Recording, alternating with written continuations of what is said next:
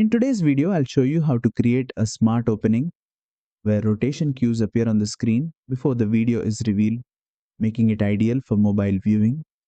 First, open your project in CapCut Mobile and make sure your video clip is placed at the beginning of the timeline so the message appears clearly. Tap on the video clip to select it. From the bottom toolbar, tap on Animation to open the animation options. Next, switch to the In tab. This section controls how your video appears at the start. Scroll through the animation list until you find Please Rotate, then tap on it to apply the effect.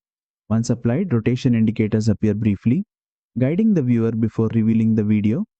In CapCut Mobile, this animation is applied directly to the video clip, not as a separate layer. Use the duration slider to control how long the rotation cue stays visible.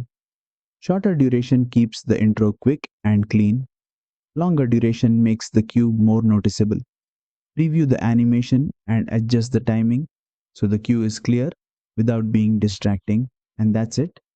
You've successfully added a Please Rotate intro animation in CapCut Mobile. If this tutorial helped you, don't forget to like, share and subscribe for more CapCut Mobile animation tutorials.